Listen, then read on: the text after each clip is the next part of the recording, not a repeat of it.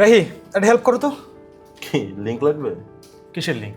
না মানে অনলাইন গরুর মার্কেটের লিংক। আরে দূর রাখো তোমার অনলাইনের গরু, আমি হাটে যাব। তুমি আমাকে পরামর্শ দাও তো, গরুর কি কি দেখে সিদ্ধান্ত নিব। তোমার কেন মনে হচ্ছে যে আমি এই পরামর্শ দিতে পারবো?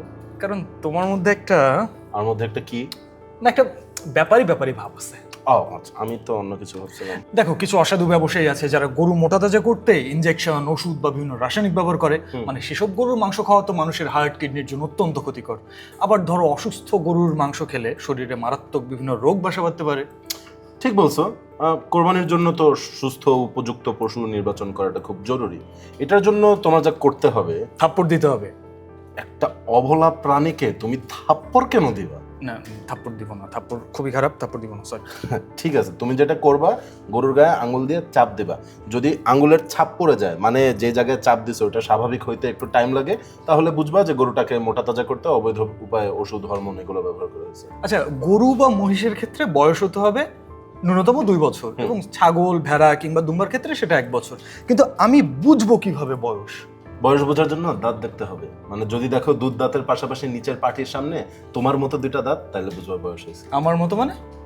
তোমার যেরকম ওই যে কোদালের মতন দাঁত, মানে আচ্ছা, আরো কিছু লক্ষণ আছে সুস্থ গরুর। কি সেগুলো? দেখতে হবে গরুটা চটপটে কিনা। কৃত্রিম উপায়ে মোটা তাজা করা গরুগুলা এক জায়গায় বসে থাকে, নড়াচড়া কম করে। আর আবহাওয়া খুব গরম না থাকলেও মুখে লালা বা ফেনা জমতে থাকে। তাছাড়া শ্বাস প্রশ্বাস দেখতে হবে। মানে কৃত্রিম উপায়ে যে মোটা তাজা করা গরুগুলো, ওদের শ্বাস প্রশ্বাস খুব দ্রুত হয়, মনে হয় যে হাঁপাচ্ছে। সেটা তো ক্লান্তির জন্য হতে পারে। হ্যাঁ, হতে পারে।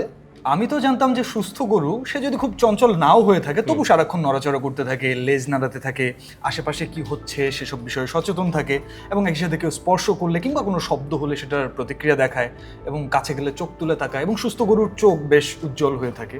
একই সাথে সুস্থ গরুর নাকের উপরের অংশটা ভেজা ভেজা হয়ে থাকে। এক্স্যাক্টলি, তুমি যেগুলো বলছো সবই ঠিক। আরো অনেক লক্ষণ আছে সুস্থ পশু চেনার। না, আমি পারবো না এত কিছু। ভাই উঠো উঠো, চলো আমার সাথে। উঠবো মানে? অফিস তো চলতেছে। আরে অফিস প্রত্যেক দিন, ঈদ একদিন বছরে। চলো চলো চলো, উঠো আমার সাথে, চলো। কই যাবো?